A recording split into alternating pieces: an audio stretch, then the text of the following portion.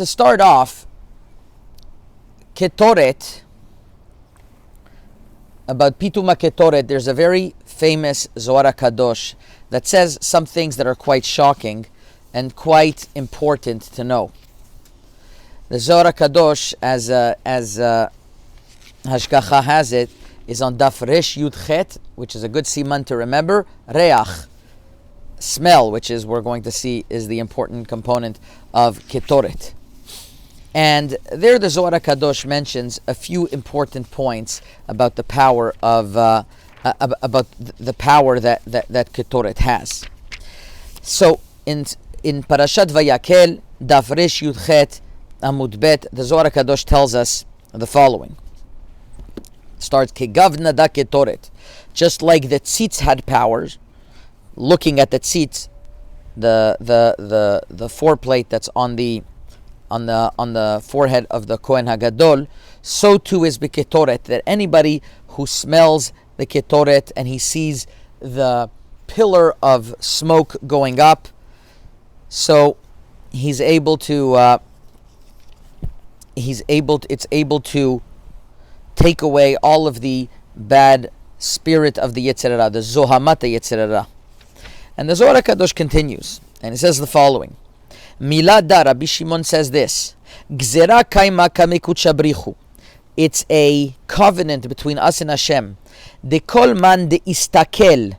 Anybody who looks at vekari bechol yoma uvda de ketoret, who looks in every single day what happens in the Ketoret, yishtazev mikol milin bishin vecharshin de alma. He will be saved from all negative things and all types of sorcery in the world. Umikol pegiin bishin umi hirhura bisha umidina bisha umotana.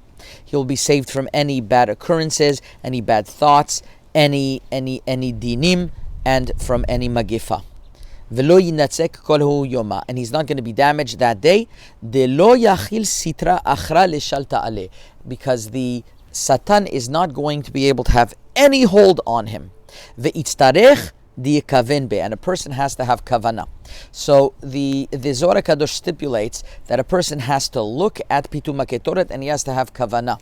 Interestingly, mi'ashgacha pratit, I have this a kobetz that was on my table, a journal from the Yeshivat Avat Shalom from Rav Yaakov Hillel, and as I was leafing through it, I saw that exactly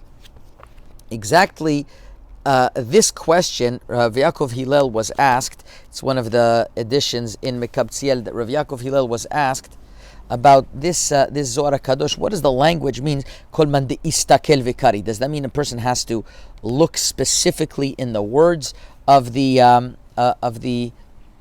Pituma Ketoret in order for it to have power? And he brings from a few sources that istakel over here means a person has to understand the words and not just read it quickly. Understanding the words of Pituma Ketoret has special energy and special powers. And this is something important because we say it at the beginning of Tefillah, at the end of Tefillah, and a person could rush sometimes and he could say it quickly. He has to know that if a person says Pituma Ketoret quickly, he's losing the effect. And we're going to get back to this a little bit later, but it's so important to mention because we're going to see the power of Pituma Ketoret. So I'm going to continue with two more things from the Zohar Kadosh, then I want to discuss some important halachot. Number one is that the Zohar Kadosh tells us that it asks a question: why is the Mizbeach HaZahav called a Mizbeach? There was two Mizbeachs in the Bet HaMikdash. There was the regular Mizbeach where they brought the Korbanot, and then they brought the Mizbeach HaZahav where they brought the Ketoret. Ask the Zohar Kadosh, why is the Mizbeach HaZahav that is inside the Hechal called the Mizbeach? What do we sacrifice? What are we shochet on this Mizbeach, and what do we sacrifice? And says the Zohar Kadosh amazingly that begin de batil vekafit lekama sitrin bishin, because when we are maktir ketoret, when we bring the ketoret, basically we are sacrificing all types of bad energies and bad and basically the Yetzer Hara. Sitra bishin kafit. because that way it's ne'ekad. Interestingly, She'elot u'tshuvot haradbaz, Chelek Bet, Siman Tav Resh Tzadi Zayin, asks the same question, and he writes that because this is the mizbeach that we are zoveach, where we are shochet the external sources, the kochot hachitzonim, and through doing that we are shochet them. And the Sefer Pnei Yitzchak Abulafia Chelek Daled Ma'arechet Kuf Ot Kuf Bet writes that from here we see, from this Radbaz, we see that the Ketoret also forgives averot. We get averot forgiven, and not only that, it's written in the words of Chazal in the Midrash Tanchuma Parashat Tetzaveh Siman Yud Daled that Ketoret stands for kedusha, tahara, rachamim, and tikva, holiness, purity, mercy, and hope. That is all of the ma'alot that we have in the Ketoret. So it has tremendous powers, that it is so great that it's in the Hechal HaKodesh, and it's shochet the Yetzer Hara. And one more unbelievable thing, that if it wasn't for the Zohar HaKadosh saying this, we wouldn't be able to say it ourselves. But in Daf Resh Yutet Amud Aleph, the Zohar asks, what is the difference between Tefillah and Ketoret? And the Zohar HaKadosh writes that Chabiba iu uvda de Ketoret dehu yakir vechaviv kamei kudsha brichu yatir mikol pulchanin vereutin de alma. Ketoret is more dear in the eyes of HaKadosh Baruch Hu than any other service and things that are in the world. Ve'af al gav, in other words, even more than all other avodot. And even though tefillah is so great, ve'af al gav de tziluta iye ma'alya mikula, is greater than anything, uvda de ketoret yakir vechaviv kamei kudsha brichu. Ketoret is even more dear. That's a pretty shocking statement. And the Zohar HaKadosh continues that what's the difference between tefillah and Ketoret? Why is tefillah not as great as Ketoret? Because tefillah rectifies what has to be rectified. But Ketoret, avdir yakiru metakin v'kashir kshirin, it ties a connection. That's what the language of Ketoret means. Kesher, katir, in Aramaic means to make a kesher, to make a bond. It makes a bond between us and HaKadosh Baruch Hu. So just with that introduction in mind, when we understand how great Ketoret is, we have to be istakel b'Ketoret and understand its greatness and why it's so great. And a lot of its importance is based on concepts that are above us. The Shara Kavanot of the Arizal in Daf Yud Gimel discusses how each one of the Ketoret represents another one of the Sfirot, and besides that's the 10 Sfirot, and the 11th represents the Or HaMakif, the outer light, in the Arizal, just as simple as we could understand it, is that in every single component there is a negative klipa, there is a negative energy klipa. And when we say Pitom HaKetoret before Shacharit, we are purifying our tefillah. And after Shacharit, we're making sure our tefillah goes up. And before Mincha, we make sure that our tefillah again rises up.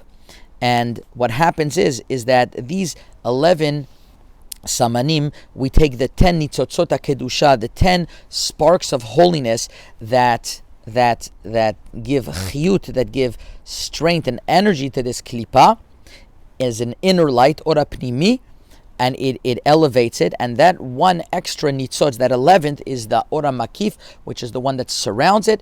It really is able to give a final bang, that these klipot are not going to be mazikas, are not going to give us any trouble whatsoever. As a matter of fact, I was using an old sidur, the sidur Tfilat HaChodesh, that the Chida looked over and was really behind the sidur. And in the Pitom HaKetoret, this sidur of Tfilat HaChodesh actually goes through the pirush, goes through the explanation of each one of these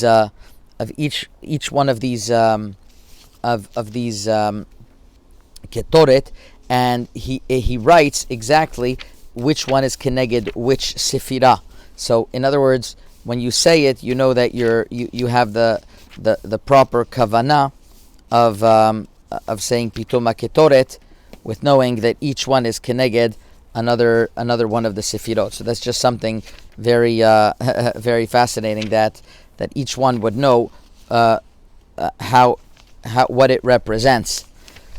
So the that is the soda dvarim. But we all know that one of the great characteristics of the Pitum Ketoret, that within it has the chelbena.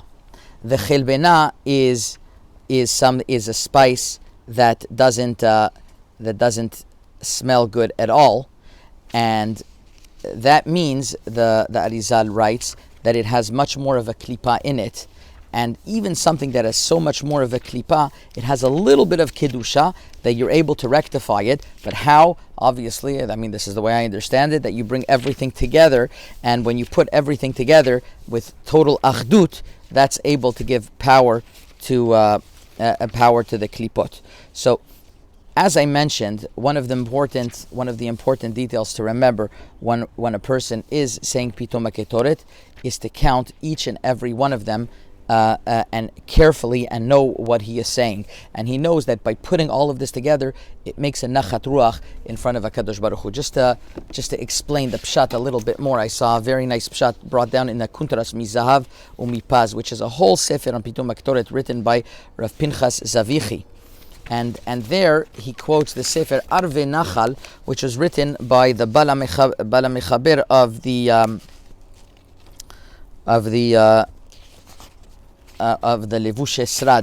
Levush Esrad, Arve Nachal ala Torah Parashat Korach, and he writes the following: Soda Ketoret. He writes that it's known that all the worlds, in order to give energy below, in order to give the shefa, it has to come directly from HaKadosh Baruch Hu. And if that shefa, if that abundance stops even for a moment, so we're lacking that energy. Now, all of the olomot ha'elyonim, all of the above worlds, that we have no satan and no yetzer hara, and there would be no holding back, that shefa would come and it wouldn't stop. But if it does stop, then we have to make sure that we reconnect it, a reset button. We call it orot kedoshot, holy lights. Now, in nature, he writes that if a light goes off and the smoke of the light goes straight, and if it touches a light that's high above it, the light could reignite because of the light above. He says there's a certain nature that the smoke could bring back a light if it lost it. He says that's what the pshat in Ketoret is as well. We might have lost a connection, and when we light the Ketoret and the smoke goes straight up to Hashem, it brings back the shefa to us. So that's just to understand the importance of Pitum Ketoret. We know that one of the segulot of Ketoret, if we take a look at the Zohar Kadosh, already tells us that it'll protect us of everything bad. So we understand that included in this is all types of birachot. And from here, the Chachamim throughout the generations have told us how important it is that it could save us from many negative things. There's in the Sefer Tshuvot veHanhagot writes that it also it could save us. It could help for people who need to have children, and they are makpid on saying Pitum Ketoret. That brings it as well. And Rav Moshe ben Makir in Seder Hayom, one of the Kadmonim, writes by Nefilat Apayim and Pitum Ketoret that it is a sigula for richness, and he writes V'yomar Maaseh Ketoret v'tzarich sheyomar kol inyanav kulam. He should say it all, and he should say it word by word. And if he does that, he's gorem bracha v'hatzlacha.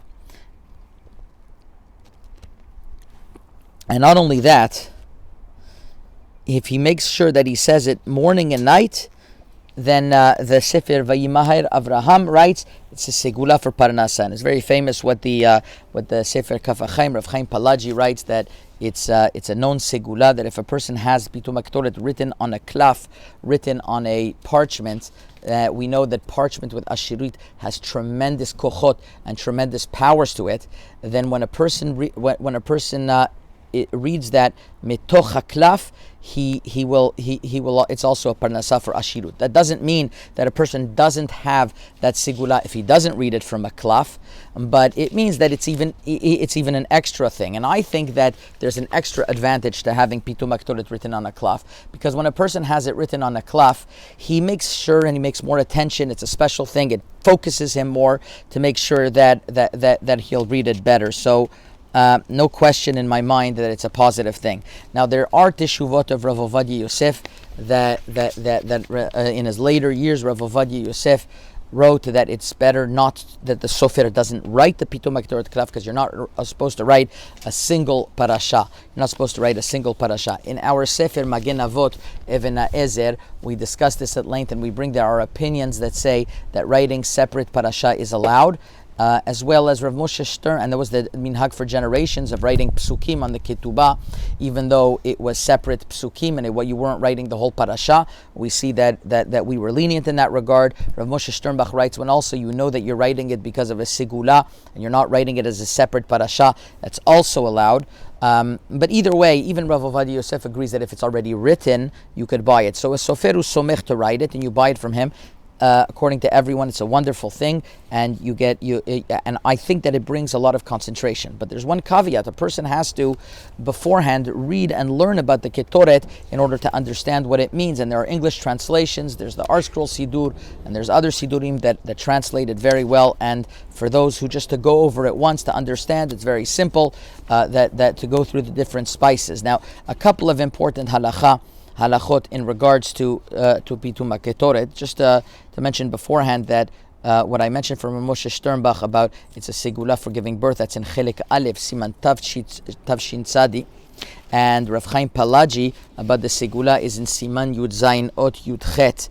And that's the Mala, and he brings it from the name, from the Sefer Meil Tzedakah. Now we know that, as I mentioned from beforehand, other Sfarim writes it Segula Le'ashirut, even though they don't write to say it from a klaf. But if you say it from a klaf, it has extra protection. Now, a certain important halachot regarding Pitum HaKetoret is that one should not say it at night. At night means you should only wait to say it from Alot HaShachar and on, and you should not say it once the night hits, because the night arouses dinim, and that's not the way to say it. Not only that, the Sefer Machzik Berachav, the Chida in Orach Chaim Siman Mem Chet, says not to say it even Motzei Shabbat, which the dinim are usually lighter. You should not say it Motzei Shabbat. So you should also make sure to say it. The question is, even though you shouldn't say it before Alot HaShachar, interestingly enough, there are those who say that after Chatzot you would be able to say it. So that's interesting. So saying it before Alot HaShachar, you should wait, but and you're definitely yotzei if you do say it, but it's better to wait for the day in order to say it. Now, furthermore, it's written in Siman Memchet in the Shulchan Aruch. The Rama writes that there are some people that didn't say Pitum HaKetoret because it was the weekday, and the weekday they're afraid they're going to miss one. And it says, Im chiser achad mikol samanei chayav bita. And the Rama, based on the Maria Buab that's written in the Bet Yosef, writes that if you miss something, chas v'shalom chayav mita. The Bet Yosef already asks on this Maria Buab, how can that be literal chayav bita? That's only if you bring the Ketoret, not if you're just saying it. But we see that there is such a thought that saying it is as if you're bringing it. So although we're not posek this way, but it means that you have to be extra careful when you're saying it. So even though the Rama says that a person should say it if he can, and Mishnah Brura brings that even Ashkenazim should say it. He says that people already ask on this reason, and even during the weekday they should say it. So even Ashkenazim should say it. Men and women should say Pitum HaKetoret. There's no issue holding back that women should not be saying Pitum HaKetoret. Women as well should be saying Pitum HaKetoret. As well, the Sefer Elia Rabbah writes that that if you don't have a Sidur in front of you and you know it off by heart, in Siman Kuf Lamed Bet, he writes that you could say it off by heart, but it's definitely better to say it mitoch HaSidur because that increases kavanah. As written from the Sefer Mizahav Paz, has a whole long discussion about women saying it, and he writes that it's a good thing that women should say it as well. And as we mentioned from the Arizal, to say it morning, afternoon, and morning after tefillah, and